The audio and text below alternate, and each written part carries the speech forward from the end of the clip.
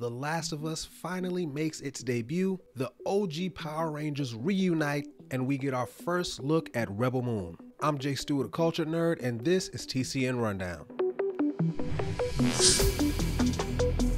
The long-awaited live-action adaptation of The Last of Us has finally premiered on HBO Max, and it is glorious. The drama, based on the critically acclaimed and widely praised Sony game of the same name, made its debut last Sunday at 9 p.m. Eastern on the streaming service. Variety reported that it was HBO's second highest debut in a decade, right behind House of the Dragon, which premiered last year. A whopping 4.7 million people tuned in Sunday night, with an additional 6 million running through Wednesday, which means by then it had caught up to House of the Dragon before its second episode. I mean, what more can I say that hasn't already been said about Last of Us? It was awesome. It gave fans everything they wanted, everything they recognized, while still expanding the world. It's only one episode in, but that one episode set the bar tremendously high for video game adaptations to follow. Now, I will say this, the original game is considered one of the best video games ever created, primarily because of its wonderfully written, heartfelt story. So, it is a bit unfair to compare it to the likes of Mortal Kombat and Assassin's Creed, but nevertheless, it's still awesome. New episodes premiere on Sunday nights, with a season finale culminating on March 12th. The Mighty Morphin Power Rangers are back in a new standalone special.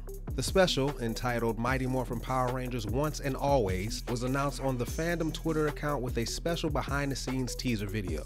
The special will feature David Yost, Steve Cardenas, Walter Jones, and Catherine Sutherland, returning as Billy, Rocky, Zach, and Kat respectively, with appearances from Johnny Young Bosch as Adam and Karen Ashley as Aisha. Although most of the original cast will return, there haven't been any details concerning Kimberly and Tana. I am ridiculously excited about this because I am a huge fan of the original Mighty Morphin Power Rangers. There is so much to be excited about. Like the fact that we get to see Rocky and Zach together on screen for the first time, that's a big deal. Mighty Morphin Power Rangers Once and Always premieres on Netflix April 12th. We finally have our first look at Zack Snyder's Rebel Moon.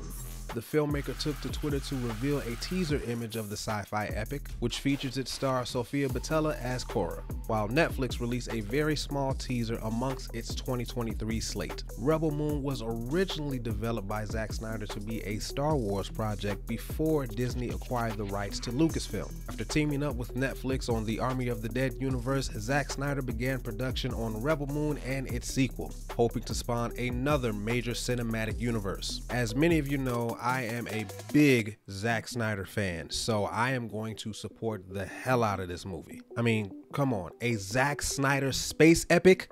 Give it to me now! Zack Snyder's Rebel Moon debuts on December 22nd to a limited theater release, but will continue its run on Netflix. Scream 6 has an official trailer. Paramount's official YouTube channel released the trailer late last week, and I must say it looks pretty decent. In the trailer, we see the survivors of Scream 5 running frantically into a convenience store as Ghostface begins his massacre. We see the return of Courtney Cox's Gale Weathers, and the return of one of my favorite characters from the franchise, Hayden Panettiere's Kirby Reed, who we haven't seen since Scream 4. Now, I personally was dissatisfied with the last entry to the Scream franchise, but I think I'm in the minority. That being said, this does look pretty good. Scream 6 stars Melissa Barrera, Jenna Ortega, and Jasmine Savoy Brown, and hits theaters March 10th.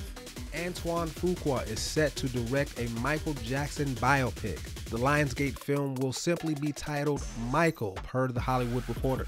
Graham King, who produced the Academy Award-winning Bohemian Rhapsody, will produce along with John Branca, John McClane, and the Michael Jackson estate. Antoine Fuqua stated, "The first films of my career were music videos, and I still feel that combining film and music are a deep part of who I am. For me, there is no artist with the power, the charisma, and the sheer musical genius of Michael Jackson. I was influenced to make music videos by watching his work, the first black artist to play in heavy rotation on MTV. His music and those images are a part of my worldview, and the chance to tell his story on screen alongside his music, it was irresistible." Lionsgate will distribute the film domestically, while it is still looking for a partner to do the same internationally. No further details have been confirmed. Tron 3 is finally moving forward with Jared Leto to star. THR reported that Joachim Ronning will helm the threequel entitled Tron Ares. Leto, who is a big fan of the franchise, has been trying to get this project off the ground for quite some time, and it seems that he has finally persuaded the House of Mouse to do so. Its predecessor, Tron Legacy, earned $400 million at the box office. However, that was not enough to warrant a sequel. Since then, several attempts have been made to make a third film, but to no avail until recently. No further details have been confirmed as of yet. John Wick's Chad Stahelski to direct Paramount's Rainbow Six starring Michael B. Jordan. The Hollywood Reporter released the news late Tuesday morning, reporting that the Tom Clancy adaptation will be a follow-up to the 2021 action flick Without Remorse, which also starred Jordan.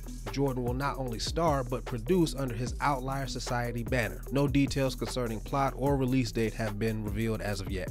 That is a wrap for this week's rundown. Did The Last of Us live up to the hype? Are you ready to see the OG Rangers suit up again? And on a scale from 10 to 10, how excited are you for Rebel Moon? Let me know down in the comments. I'm Jay Stu, the Culture Nerd, reminding you to stay nerdy, my friends.